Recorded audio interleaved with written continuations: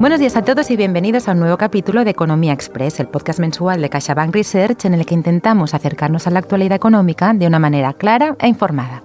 Hoy es miércoles 29 de enero de 2025 y hace exactamente 9 días que tuvo lugar la investidura de Donald Trump como 47º presidente de los Estados Unidos. Desde entonces todos hemos estado pendientes de sus palabras, gestos, órdenes, amenazas y por ello hemos invitado al programa de hoy a Isabella Lara White, economista y primera espada en la economía americana en CaixaBank Research, quien nos ayudará a interpretar los mensajes y las primeras decisiones que ha tomado el presidente estadounidense y las implicaciones que tendrá para la economía. Por el camino, siendo este el primer capítulo del año, haremos un breve balance global de 2024 para ver cómo afrontan el año y el relevo republicano en la Casa Blanca las principales economías y nos detendremos en Europa y en España para valorar la exposición de las exportaciones a la temida subida de los aranceles. Empezamos con el programa. Economía Express, un podcast de CaixaBank Research. El informe mensual sonoro con Patricia Esteban.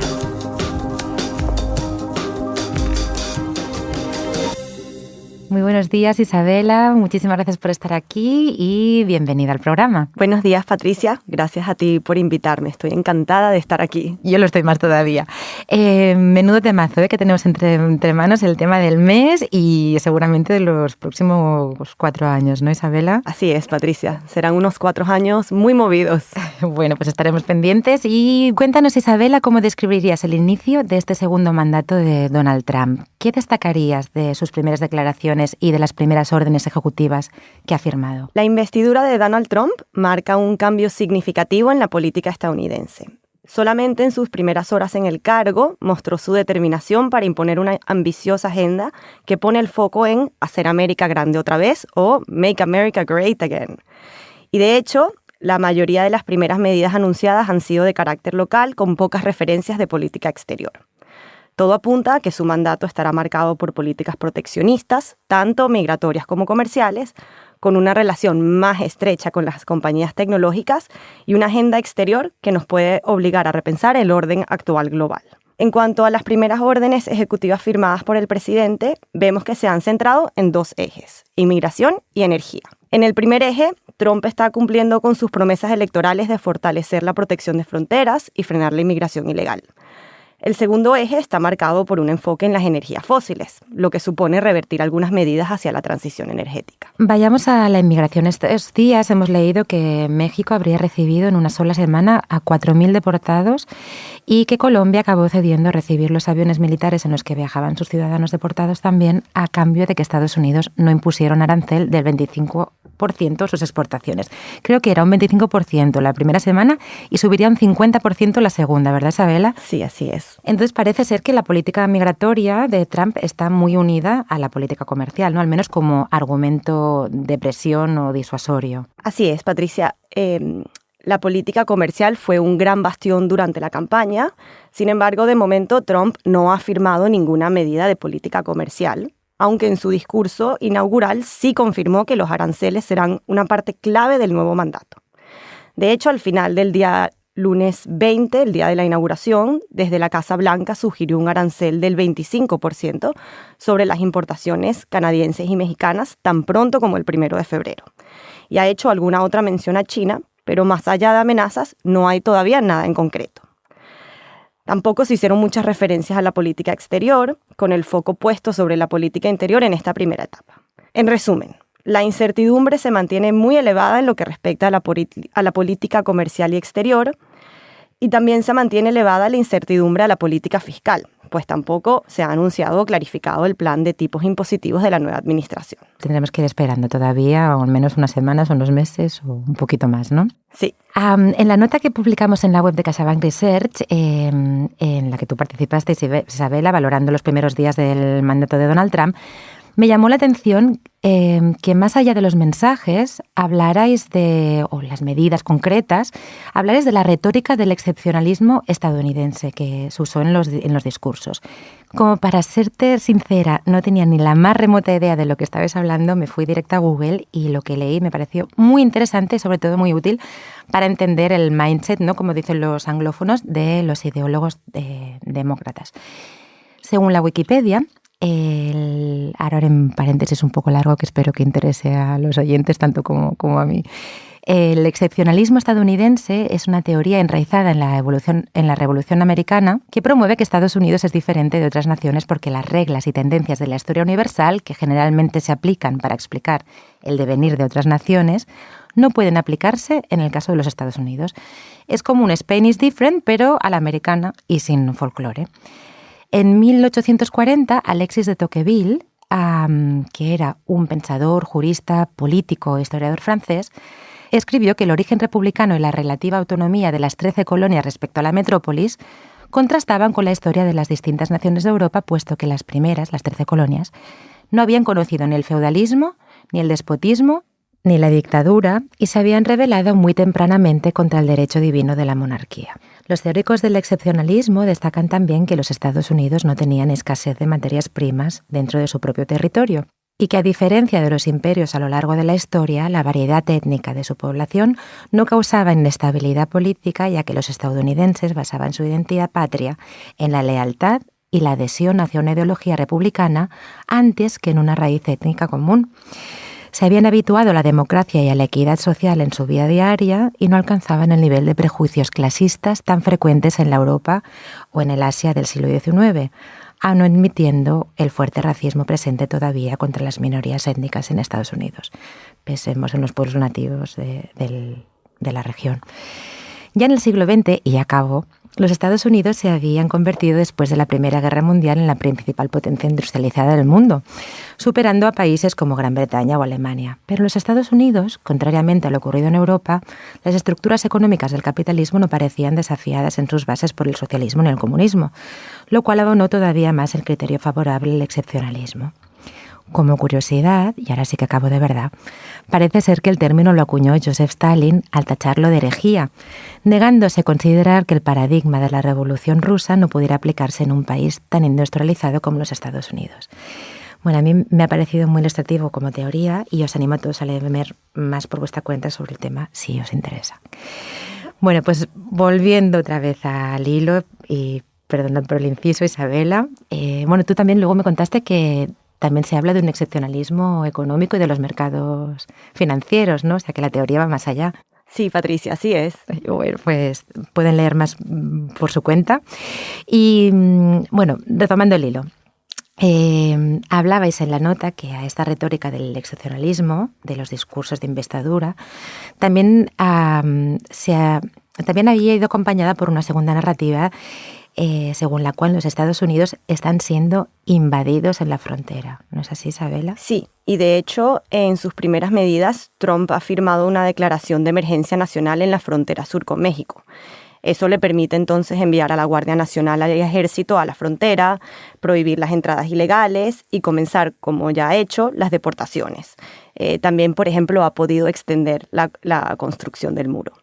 Pero las entradas al país, de hecho, han caído en los últimos 6 meses, como nos confirman los datos. También he leído, para poner un poco en contexto todo el tema de la inmigración, que yo creo que nos impacta muchísimo a todos, ¿no? Bien, si vemos las noticias por televisión o leemos, ¿no?, estas imágenes de la gente siendo deportada con esposas.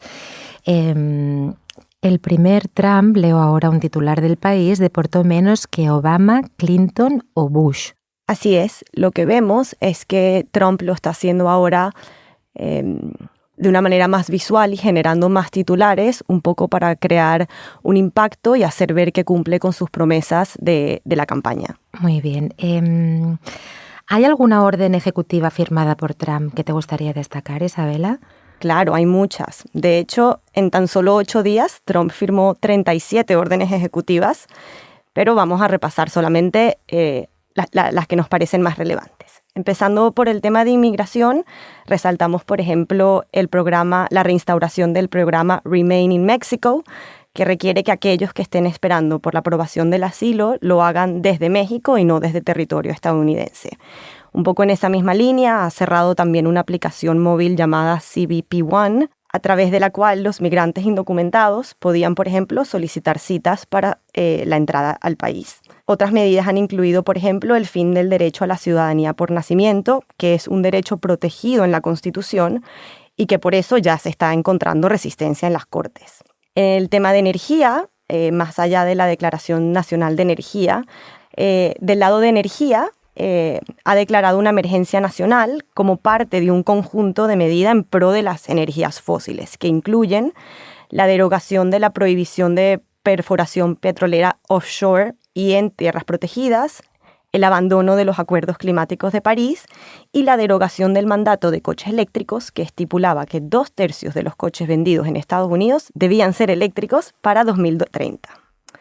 En la política exterior, Trump ha anunciado la retirada de Estados Unidos de la Organización Mundial de la Salud y anunció el cambio del nombre al Golfo de México en mapas estadounidenses y referencias federales. Aquí recuerdo a Hillary Clinton riéndose ya a mandíbula abierta cuando lo decía realmente. Y solamente en realidad está obligado a cambiarse en las designaciones oficiales en Estados Unidos. El resto del mundo no estamos obligados a cambiar el nombre del Golfo de México a Golfo de América. Bueno, una tranquilidad. Volviendo a política exterior, Trump ha sido muy incisivo en su intención de recuperar el Canal de Panamá porque alega que está controlado por los chinos y también ha sugerido comprar Groenlandia a Dinamarca. Esto ya es un poco más preocupante, ¿no? Va más allá de la gracia toponímica, ¿no? ¿Alguna medida más que quisieras comentar? Sí, Trump también ha sido muy enfático en que quiere reducir el tamaño del gobierno y para eso ha creado la deficiencia gubernamental, por sus siglas americanas DOGE, que será liderada por Elon Musk y que busca principalmente reducir el gasto público. En esa línea también se anunciaron otras medidas, como por ejemplo el fin del teletrabajo para empleados federales y además reclasifica a estos empleados como contrataciones políticas. Y eso lo que le permite es facilitar más adelante los despidos. Además, también puso una pausa en las nuevas contrataciones de empleados federales. Y en la inversión hay un sesgo claro hacia el ámbito tecnológico y Trump anunció el apoyo al proyecto Stargate, que es un esfuerzo privado de OpenAI, la compañía que desarrolla ChatGPT, Oracle y SoftBank, valorado en $500 mil millones. Aquí, bueno, ya vimos también a todos los grandes... también primeras espadas de las tecnologías invitados a la inauguración, aparte de Elon Musk, ¿no? Vimos a Jeff Bezos. Sí, a Zuckerberg, Jeff Bezos. Bueno, y aparte, bueno, ayer también, o anteayer, salieron también noticias de DeepSeek, ¿no? Y como, bueno, aquí tendremos que estar atentos a una carrera... Una nueva carrera, ¿no? Como cuando con Estados Unidos y la URSS la carrera espacial, o sea, a lo mejor se puede hablar de una carrera en inteligencia artificial, ¿no? Con China, Isabela. Sí, Patricia, tendremos que estar muy atentos. Muy bien, ¿algunos temas que quieras comentar más? ¿Sociales o...? Sí, un poco en este ámbito social, Trump tomó 2 medidas que apoyan un poco esta narrativa de él, de que él no perdió las elecciones en el año 2020 y por eso indultó a todos los acusados en los asaltos al Capitolio del 6 de enero del 2020 y además despidió a varios funcionarios del Departamento de Justicia que participaron en los procesos penales contra él. También ha eliminado las guías ideológicas de género en las comunicaciones gubernamentales y federales. Con Patricia Y Esteban de y hecho Ricard ya Murillo. también ha prohibido a las personas trans hacer En el CaixaBank ejercicio. Research, Bueno, es toda una análisis declaración de mensual de la intenciones. Pasemos, si economía y te los parece, mercados a financieros en analizar la España, economía Europa y americana mundial. y en concreto el impacto que pueden tener las medidas de Trump. En CaixaBank Research, análisis mensual de la economía y los mercados financieros en España, Europa y mundial. Encuentra todos los episodios en Spotify, iVoox, Apple Podcast y página web www.caixabankresearch.com. Isabela, antes de analizar el impacto que pueden tener las medidas de Trump en la economía americana, cuéntanos cómo se encuentran los Estados Unidos. Trump se encuentra con una economía que está mostrando un dinamismo y una resiliencia notables en medio de un contexto inflacionario y de elevados tipos de interés. En 2024, la economía creció cerca de un 2,8%, impulsada por la fortaleza tanto del consumo privado como del mercado laboral. Sin embargo, el panorama fiscal sí está algo más deteriorado que en su primera inauguración. El déficit fiscal actual es de un 6,6% del PIB y los tipos de interés están a niveles casi 2 veces superiores a los de 2017, lo que le otorga un margen de maniobra a Trump más limitado. En el plano energético, el margen para aumentar la producción de crudo en el corto plazo es muy limitado, a pesar de la declaración de la emergencia energética. Durante la legislatura de Biden, la producción alcanzó niveles máximos y el potencial de mejora de la eficiencia extractiva es relativamente limitado. Por otro lado, no se ha mencionado eliminar los subsidios a inversiones del IRA, que es el Inflation Reduction Act, un conjunto de medidas que promocionan la transición energética, ya que ha creado empleos e inversiones en muchos estados. Muy bien, o sea que de momento vemos que tienen cierto... O sea, el margen de actuación está limitado, ¿no? Por distintas circunstancias. Dentro de la energía y el ámbito fiscal sí, pero se encuentra con una economía que está sana y que viene con buena tracción. Perfecto. Y en cuanto a la inmigración, Isabela, ¿qué consecuencias tendría y qué sectores serían los más afectados si Trump limita la mano de obra irregular? Sectores como la construcción y la agricultura resultarían los más afectados ante una limitación de la mano de obra irregular. Por ejemplo, un 40% de los trabajadores agricultores de siembra están en una situación migratoria irregular. Una política migratoria restrictiva, además, tendría un impacto negativo en la actividad y podría generar presiones al alza sobre la inflación. ¿Y la inversión? Bueno, el apoyo explícito a proyectos como el de Stargate pone de manifiesto la intención de la nueva administración de promover proyectos de infraestructura tecnológica y además una agenda desregulatoria puede incentivar un crecimiento de la inversión en el resto de la economía. Y para acabar de momento con Donald Trump, hasta al menos que volvamos al tema de los aranceles, ¿cómo han reaccionado los mercados financieros a la investidura, Isabela? Bueno, el hecho de que Trump no tomase medidas proteccionistas en su investidura fue recibido con alivio por los inversores. En renta variable, varios índices europeos alcanzaron máximos históricos en la semana de la inauguración y el S&P 500, que es el índice de las 500 compañías más grandes de los Estados Unidos, también registró máximos históricos. En cuanto a la deuda soberana, el movimiento ha sido contenido y el dólar se ha depreciado levemente frente a sus principales pares. En el mercado de materias primas destaca la caída de los precios del crudo acumulada desde el lunes de la investidura. Muy bien, pues pasemos a Europa y a España y a analizar la exposición de las economías a una subida de los aranceles, ¿te parece? Perfecto. Estás escuchando Economía Express, un podcast de CaixaBank Research, con Patricia Esteban. Isabela, leo en el informe mensual de enero que en 2024 la economía mundial mostró una notable resiliencia, la fortaleza del mercado laboral, una cierta recuperación del poder adquisitivo de los hogares y la perspectiva de la extensión de las condiciones financieras apoyaron la actividad. Además, la inflación siguió bajando, acercándose, que todavía por encima, a los objetivos de los bancos centrales, que recordemos que son del 2%, tanto para el BCE como para la Reserva Federal. Sin embargo, detrás de esta resiliencia se esconde una importante disparidad regional y Europa no queda muy bien parada, ¿verdad, Isabela? Sí, es así, Patricia. Mientras que en Estados Unidos, como hemos visto, la actividad sigue firme y el consumo de los hogares sigue impulsando el crecimiento económico, en la eurozona la actividad no consigue ganar tracción y la flaqueza de las economías del núcleo, especialmente Francia y Alemania, arrastran la actividad del conjunto de la eurozona. ¿Y cómo queda España en esta ecuación? Bueno, España acabó el 2024 siendo uno de los primeros de la clase. En general, fue un año de sorpresas al alza. A principio del año pasado, el consenso analista estimaba que la economía crecería apenas un 1,6%, pero en noviembre ya esas previsiones se habían revisado casi el doble al alza, un 2%, y con los datos adelantados del INE, supimos que la economía española creció en el conjunto del 2024 un 3,2%. En concreto, en el cuarto trimestre, la economía creció un 0,8%, con el consumo privado avanzando un 1% y con la inversión siendo el componente que avanzó con más fuerza, con un 3,4%. Estos son datos de hoy mismo, ¿verdad? Que han salido del horno de... Sí, adelantados de esta mañana. Caray. La creación de empleo es clave para entender el buen desempeño de la economía a lo largo del año. El mercado laboral cerró 2024 con 468.000 ocupados más a final de año, una caída de la tasa de paro al 10,6%, que es, por cierto, el nivel más bajo desde 2008, y un descenso de más de un punto de la tasa de temporalidad. Nuestra economista que sigue el mercado laboral de España lo llamó cierre con broche de oro para 2024. Esta buena marcha del mercado laboral ha impulsado la renta de las familias. La renta bruta disponible creció un 8,2% en el tercer trimestre, no tenemos todavía los datos más actualizados.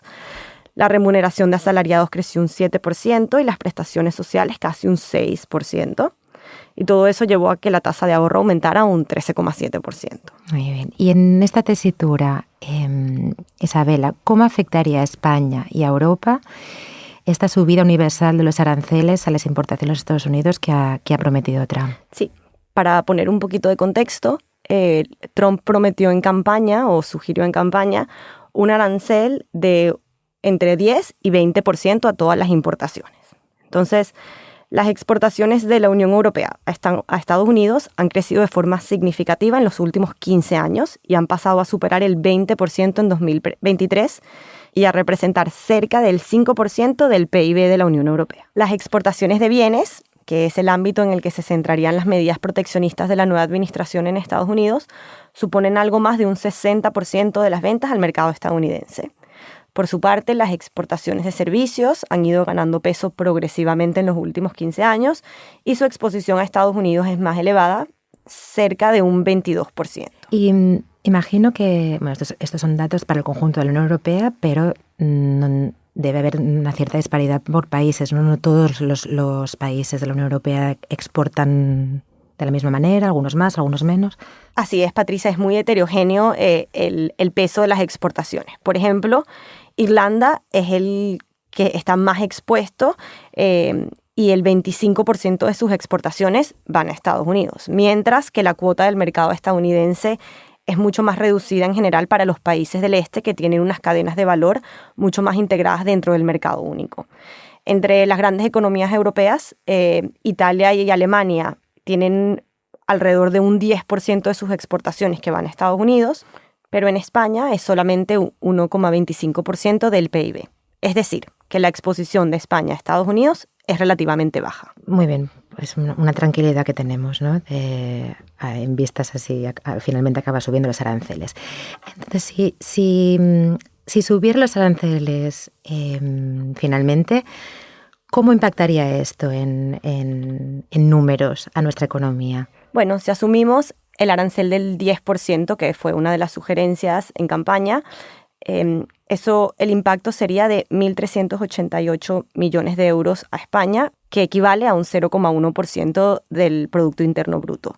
En un escenario de aumento arancelario del 20%, el impacto pues, obviamente sería mayor y alcanzaría los 3.181 millones de euros o un 0,2% del PIB. Aquí, Isabela, entiendo que esto solo tiene en cuenta las exportaciones directas de España hacia Estados Unidos, ¿no? Pero que también existen otros canales, ¿no?, que harían que el impacto final fuese mayor. Así es, Patricia. En especial el impacto indirecto del valor añadido por España a las exportaciones de otros países a Estados Unidos.